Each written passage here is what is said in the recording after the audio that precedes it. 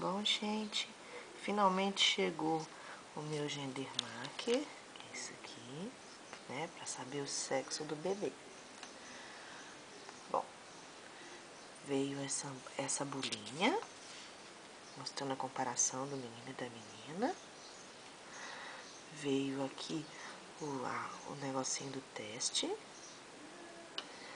E veio esse coletorzinho aqui de urina. Eu já fiz o xixi, o primeiro xixi da manhã.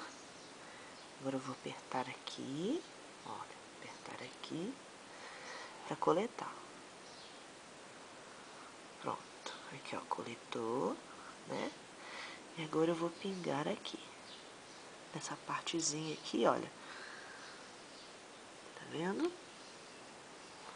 Aqui.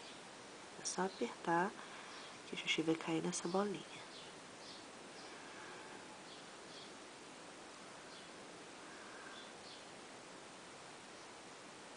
E a gente vai ver o resultado.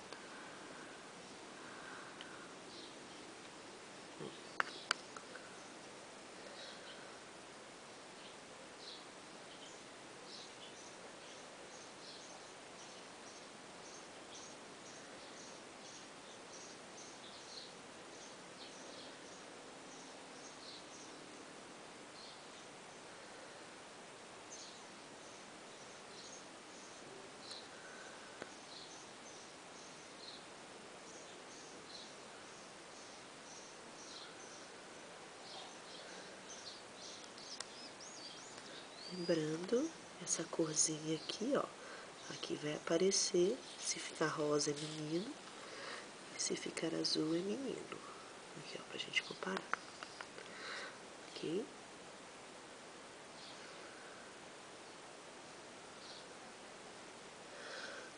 São 15 segundinhos, então já se passaram mais de 15 segundinhos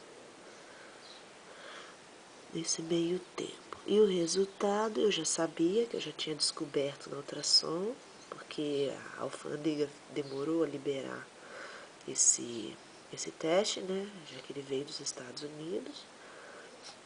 E eu já sei que é menina. Deixa eu ver esse excesso de xixi que sobrou. Não foi necessário, já apareceu aqui o resultado. Ó, deixa eu tentar pôr aqui na parte mais clara pra vocês. Ver se vocês conseguem ver melhor. Olha, ficou bem rosinha lá. Tá dando pra ver? Olha, é menina, como eu já sabia. Tá vendo? Deixa eu pegar aqui o testezinho. Mas pegar com um papelzinho para vocês compararem a cor. Aqui. Olha. Não tem dúvida de que é menina. Viram? Não tem nada de azul nele. Tá bem rosinha.